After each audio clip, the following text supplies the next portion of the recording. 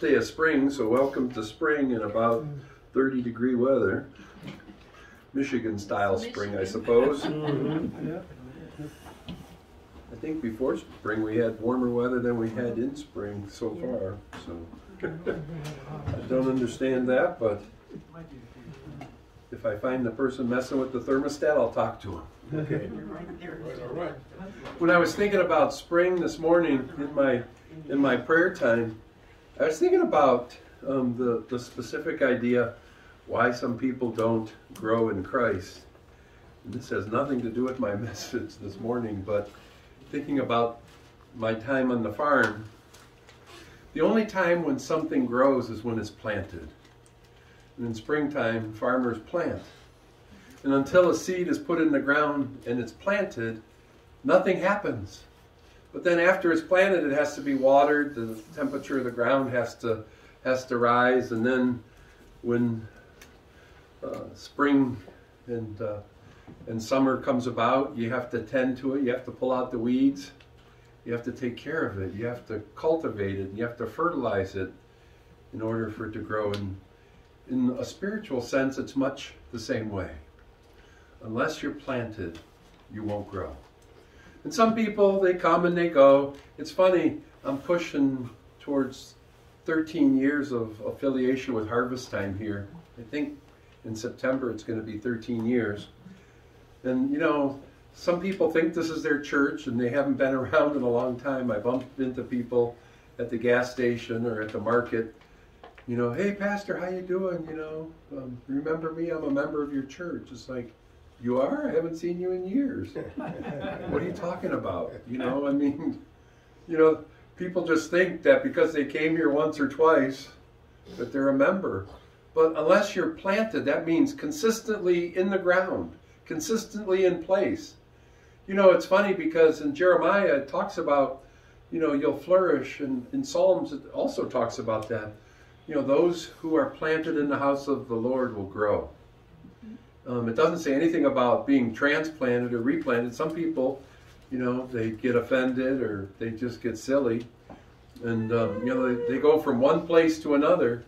And the longer something's planted in the same place, the more roots it develops and the better, deeper it grows. So, I guess that's my message before the message. To be planted in the house of God. You know, and I guess in springtime it's the perfect message. You know, are you really planted? Yesterday we had 5 guys show up for a great breakfast. And it's funny because when I was in candidate training to be a minister, and then even prior to that when I was a first born-again Christian, I couldn't wait to be in the house of God. You know, when the church doors swung open, whether that was for service or whether that was for Bible study or whether that was for whatever, I was there. And you know, it's funny because now that's like 40 plus years later, I'm still there. You know, and every day when the church doors are open, I want to be there. And it's not like it's a job. You know, my grandfather back in the day, he's gone home somewhere. I'm not sure where he ended up. That's between him and God. But, you know, he used to say, this place, America, because he immigrated here through Ellis Island. He said, it's great. You can work part-time and be super successful. And he said, just pick at least 12 hours a day. You know, 7 days a week. Part-time to him was at least 12 hours a day. And, you know, he kind of beat that into us, but he stretched it beyond the 12-hour mark on the farm. You know, we worked 14, 16 hours a day. And he thought that was part-time. And it was funny because his farming career was actually his hobby.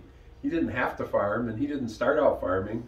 He was a tool and die maker that retired on the farm, and he thought retirement was working 14 to 16 hours a day, tending to the crops, fixing the tractors and the farm machinery, and tending to a herd of about 500 or 600 hogs at any given time.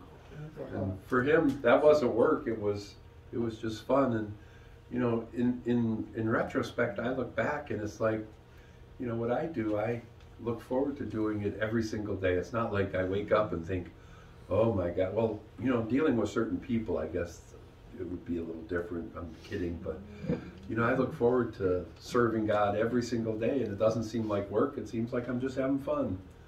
So, so that's my pre-message before the message this morning.